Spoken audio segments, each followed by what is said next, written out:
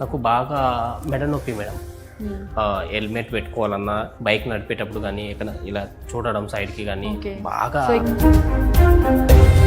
10 డేస్లో బాగా 90 to 95% madam, చాలా తగ్గిపోయింది. వెల్కమ్ టు సుమన్ టీవీ, నేను మీ నవీన్. ఈ వీడియో చూస్తూ మీరు ప్రశాంతంగా ఇలా ఒళ్ళు విరుచుకుంటూ చూస్తూ ఉన్నారా? అయితే స్కిప్ చేయకుండా చూడండి. మీరు ఇట్లా చేసినప్పుడు మీకు టక్ అనే సౌండ్ వచ్చింది అని అంటే అది డేంజర్ సిగ్నలా, లేదు అని అంటే ఎట్లాంటి సింటమ్ కనపడినట్టు. ప్రస్తుతం మనతో కైరోప్రాక్టర్ ఎక్స్పర్ట్ డాక్టర్ తేజ గారు ఉన్నారు. సార్ని అడిగి తెలుసుకుందాం. హాయ్ సార్, నమస్తే అండి. హలో అండి. సార్, చాలా వరకు నాకే అలవాటు ఇది. అంటే ఏదైనా ఇట్లా కూర్చున్నప్పుడు, ఇప్పుడు కూడా మీతో ప్రీవియస్ వీడియోస్కి అనేటప్పుడు ఇట్లా అంటున్నా సౌండ్ వస్తూ ఉంటే ఓకే రిలాక్స్ అయినట్టుగా ఉంటుంది. ఇది దేనికి సంకేతం అండి? అంటే ఇది రిలాక్స్ మోడా లేకపోతే ఏమైనా డేంజర్ సిగ్నల్? చాలా మంది ఏంటంటే వేలు విరుస్తుంటారు, అలానే ఒళ్ళు విరుస్తుంటారు లేవగానే. అలానే కొంతమందికి మూవ్మెంట్ చేస్తుంటే జాయింట్లో సౌండ్స్ వస్తాయి అండ్ మోకాళ్ళలో సౌండ్స్ వస్తాయి నడిచేటప్పుడు. సో యాక్చువల్లీ చాలా మంది అడుగుతుంటారు, ఈ సౌండ్స్ వల్ల ఏమన్నా మనకి సైడ్ ఎఫెక్ట్ అంటే ఏదైనా ప్రాబ్లం అవుతుందా అని చెప్పి. అసలు ఈ సౌండ్స్ దేని వల్ల వస్తాయి అనేది ఫస్ట్ చూద్దాం. మనకి ఫర్ సపోజ్ ఎగ్జాంపుల్ మనకు నీ జాయింట్ తీసుకుందాం. ఈ ఫర్ ఎగ్జాంపుల్ ఇది మోకాలు నీ జాయింట్ కదా. మనకి నీ జాయింట్లో ఏంటి, మామూలుగా నీ జాయింట్ని కవర్ చేయడానికి జాయింట్ క్యాప్సుల్ అంటాం, అదొకటి ఉంటుంది. అలానే మనకి లూబ్రికేషన్ కింద ఒక లిక్విడ్ ఉంటుంది నీ జాయింట్లో, దాన్నే మనం సైనోవియల్ ఫ్లూయిడ్ అంటాం అన్నమాట. ఓకేనా?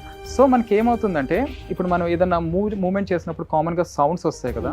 ఒక మేజర్ థియరీ చెప్పడం ఏంటంటే మనకి ఈ మైక్రో బబుల్స్ అనేది ఫామ్ అవుతాయి అన్నమాట.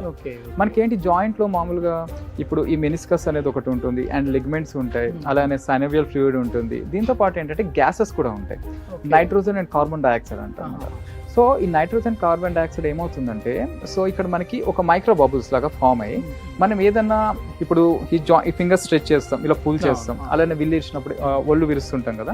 అలా విరిచినప్పుడు ఏమవుతుందంటే ఈ బబుల్స్ బర్స్ట్ అయ్యి సౌండ్ వస్తుంటుంది అన్నమాట. అది ఒక మేజర్ థియరీ చెప్పడం. మళ్ళీ లేటెస్ట్ రీసెర్చ్లో ఏమైందంటే, ఇంకొక రీసెర్చ్లో చూసినప్పుడు, సో ఇందులో ఏమైంది, ఇప్పుడు ఎక్స్రేస్ కానీ అదర్ స్కాన్స్ తీసినప్పుడు, అంటే ఇప్పుడు మనం ఇరుస్తుంటాం కదా, ఆ టైంలో ఆ జాయింట్స్లో ఈ స్కాన్స్ చేసినప్పుడు ఏమైందంటే ఒక థియరీలో దీన్ని ట్రైబో న్యూక్లియేషన్ అంటాం. యాక్చువల్లీ ట్రైబో న్యూక్లియేషన్ అంటే ఏంటంటే జాయింట్ మధ్యలో గ్యాప్ క్రియేషన్ అని చెప్పొచ్చు. అంటే ఇప్పుడు ఇది ఫర్ ఎగ్జాంపుల్ ఈ జాయింట్ ఉంది, మనం దీన్ని ఇలా విరుస్తున్నాం కదా, విరిచినప్పుడు ఏమవుతుంది, ఆ జాయింట్ స్పేస్ కొంచెం పెరుగుతుంది, ఆ గ్యాప్ ఏదైతే పెరుగుతుందో ఆ క్రియేషన్, దాన్ని ట్రైబో న్యూక్లియేషన్ అంటాం. దీనివల్ల సౌండ్ వస్తుంది అని చెప్పి ఒక మేజర్ థియరీ చెప్పడం అన్నమాట. దాన్ని ట్రైబో న్యూక్లియేషన్ అంటాం. సో దీన్ని చేస్తున్నప్పుడు ఈ సౌండ్ వస్తున్నప్పుడు ఎక్స్రే స్కాన్స్ చేసి ఇది చెప్పడం. ఒక మేజర్ థియరీ ఏంటి, గ్యాసెస్ మనకు జాయింట్లో ఉన్న గ్యాసెస్, కార్బన్ డైఆక్సైడ్ కావచ్చు, నైట్రోజన్ కావచ్చు, ఈ గ్యాస్ బబుల్స్ బర్స్ట్ అయ్యి ఆ సౌండ్ రావడం. సో వీటి రెండిట్లో దేని వల్ల కావచ్చు అని చెప్పి చెప్పడం అన్నమాట మనం. సో ఇక్కడ ఏమవుతుంది, చాలా వరకు సౌండ్స్ రావడం వల్ల మనకి ఎటువంటి ఇబ్బంది ఉండదు. కాకపోతే ఈ సౌండ్స్తో పాటు పెయిన్ ఉంటే దానివల్ల మనకి ఏదైనా జాయింట్లో ప్రాబ్లం ఉంది అని ఇండికేట్ చేస్తుంది అన్నమాట. సో సౌండ్స్ వచ్చి మనకి ఎటువంటి ఇబ్బంది లేదు, ప్రాబ్లం లేదు అంటే మనకి పర్వాలేదు, నో ప్రాబ్లం లేదు. ఇప్పుడు వెయిట్ ఎక్కువ ఉన్న వాళ్ళు వెయిట్ తగ్గడం కోసం వాకింగ్ చేస్తూ ఉంటారు. యాజ్ ఏ ఫిజియోథెరపిస్ట్ అండ్ కైరోథెరపిస్ట్గా మీరు ఏం చెప్తారు సార్? అంటే వాకింగ్ అనేది సూటబుల్లా వెయిట్ లాస్ అవ్వడం కోసము? మళ్ళీ అట్లా వెయిట్ ఎక్కువ ఉన్నారు కాబట్టి ఆ వెయిట్ అంతా కూడా నీ మీద పడుతుంది, సో మోకాళ్ళు అరిగిపోతాయని అపోహలో కూడా ఉంటారు. అది ఎంతవరకు కరెక్ట్ అంటే? ఒకటండి, ఏదైనా లిమిట్లో చేస్తే ఏది ఇబ్బంది పెట్టదు. ఫర్ సపోజ్ మనం ఒక 100 kgs ఉన్నాము, సో తొందరగా తగ్గిపోవాలి ఒక 20 kgs ఒక 1-2 monthsలోనే అని చెప్పేసి చాలా మంది ఇన్ని డేస్ వాకింగ్ చేయరు, ఇమీడియట్గా స్టార్ట్ చేసేస్తారు ఒక 2 hours 3 hours వాక్ చేయడం.